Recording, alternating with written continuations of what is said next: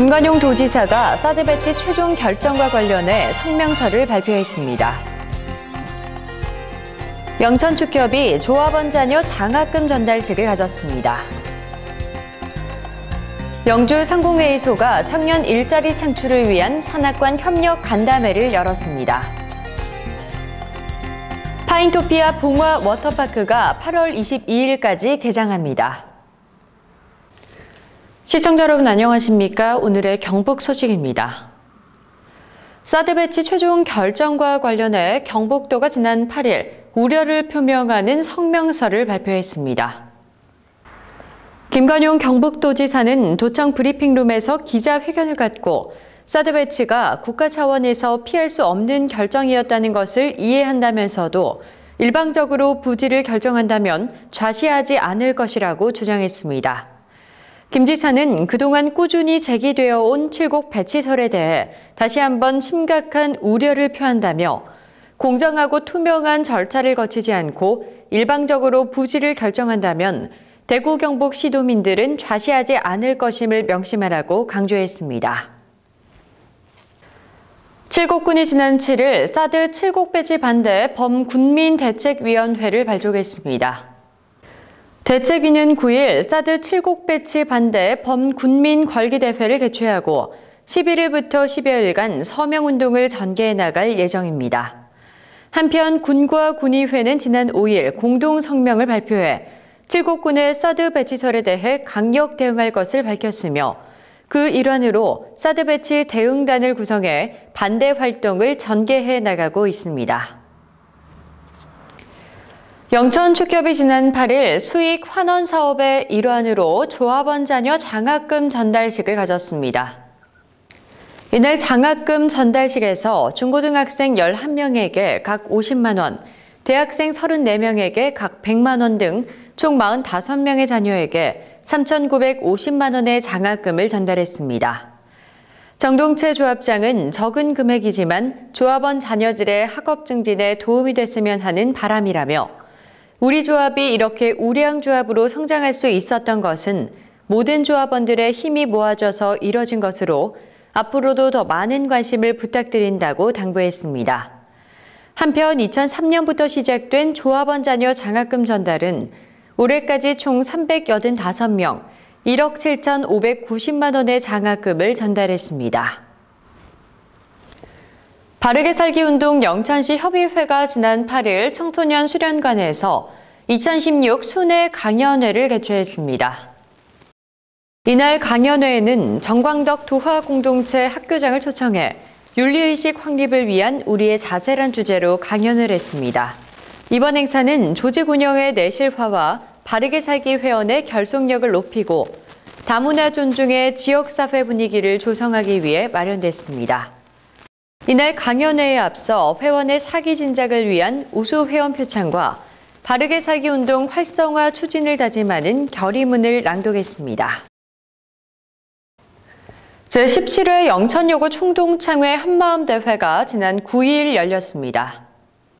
영천여고 총동창회는 9일 모교 강당에서 동창회 선후배 등 100여 명이 참석한 가운데 제17회 한마음 총동창회를 열었습니다.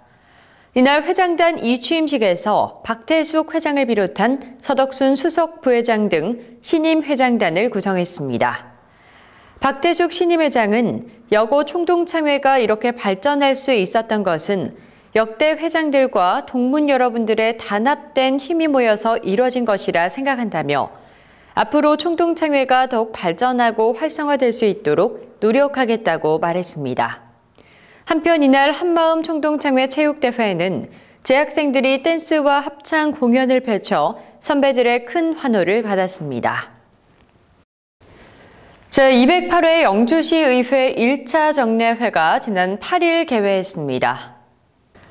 영주시의회는 지난 8일 제1차 본회의에서 예산결산특별위원회를 구성하고 2015 회계년도 세입세출 결산 승인안 및 예비비 지출 승인안에 대한 제안 설명을 청취했습니다.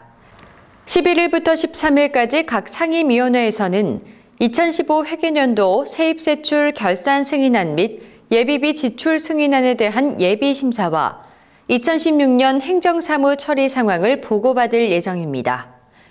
특히 취약계층에만 지원하던 도시가스 보조금을 경제성 미달 지역의 공급 배관 공사 시 수요가 부담 시설 분담금을 지원하는 영주시 도시가스 공급사업 보조금 지원 조례 일부 개정 조례안을 심사 의결하기로 했습니다.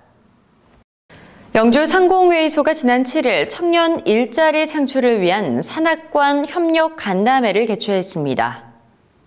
이번 간담회는 동양대학교, 경북전문대학교, 고용노동부 영주지청과 지역 주요 기업인 노벨리스 코리아, SK머티리얼즈, KTNG 영주공장, 주식회사 베어링아트와 중소기업 대표 50여 명이 참석했습니다.